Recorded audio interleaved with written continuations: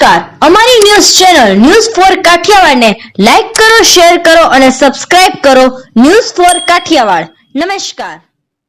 જૂનાગઢ સાબલપુર સ્થિત પ્રાચીન શ્રી સોમેશ્વર મહાદેવ મંદિરે શિવરાત્રીને લઈ શિવાભિષેક કરવામાં આવ્યો. સૌરાષ્ટ્ર કચ્છ સમસ્ત બ્રહ્મ સમાજ દ્વારા દર માસની શિવરાત્રીમાં અલગ અલગ શિવાલયોમાં જઈ મહાદેવને ભૂદેવો દ્વારા મંત્રોચ્ચાર કરી જળાભિષેક કરવામાં આવે છે. ત્યારે આ વખતે સાબલપુર ખાતે આવેલ શ્રી સોમેશ્વર મહાદેવ મંદિરે પૂર્વ કોર્પોરેટર ભૂપતભાઈ શેઠિયાના યજમાન પદે શિવાભિષેક કરાયો હતો. જેમાં સૌરાષ્ટ્ર કચ્છ સમસ્ત બ્રહ્મ સમાજના પ્રમુખ પ્રફુલભાઈ ત્રિવેદી, કિરણભાઈ સહિતના શિવભક્તોએ મહાદેવની અનન્ય ભાવથી પૂજા આરાધના કરી હતી.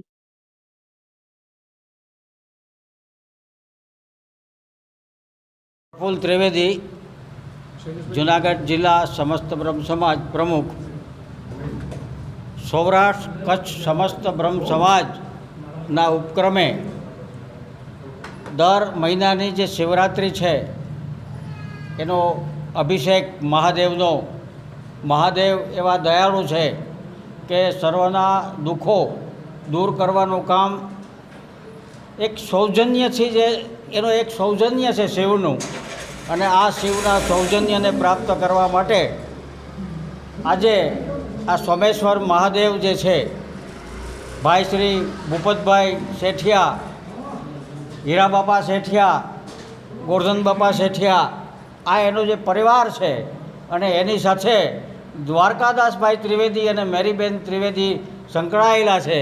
ત્યારે મારો પરિવાર, બ્રહ્મ સમાજનો પરિવાર અને ભૂપતભાઈનો જે પરિવાર છે એના આમંત્રણને, એના સૌજન્યને માન આપીને બ્રાહ્મણો જે છે આજ એને આંગણે આ એક અભિષેક જે કર્યો છે. હું એવું માનું છું કે આવા અભિષેકો, આ અભિષેક જે છે, મારા સિવાયના મિત્રો જે છે ઘણા બધા લોકો અહીંયા ઉપસ્થિત છે, આ બધા જનો બ્રહ્મ સમાજનો હું આભારી છું. સાબલપુર ગામનો અને ખાસ કરીને ભૂપતભાઈનો હું ખૂબ ખૂબ આભારી છું. પ્રેસ અને મીડિયાનો પણ હું આભારી છું. ભારત માતા કી જય, વંદે માતરમ. સમસ્ત બ્રહ્મ સમાજ સૌરાષ્ટ્ર કચ્છ દ્વારા દર વર્ષે શિવરાત્રિનો મહાદેવની પૂજાનું અલગ અલગ જગ્યાએ મહાદેવની અલગ અલગ પૂજાનું આયોજન કરવામાં આવેલું છે. આજે અમારા સાબલપુર મુકામે સોમેશ્વર મહાદેવને ત્યાં અભિષેક કરી અને બધા બ્રહ્મ દેવતાઓને ભોજન પ્રસાદીનું આયોજન કરેલું હતું. બ્રહ્મ સમાજ દ્વારા એક એવો સંકલ્પ કરવામાં આવ્યો છે કે દર મહિને બધાની અનુકૂળતા હોય, કોઈ આવી શકે કે ના આવી શકે, પણ એવો એક સંકલ્પ આ લોકોના ગ્રુપે લીધો છે કે આપણે દર શિવરાત્રિએ મહાદેવજીની અભિષેક કરીને પૂજા અર્ચનાને વંદના કરવી. વિશ્વના કલ્યાણ માટે અભિષેક કરતા હોઈએ છીએ.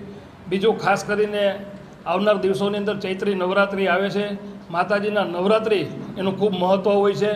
તો વિશેષ કરીને બધા પૂજા અર્ચના અને વંદના કરે.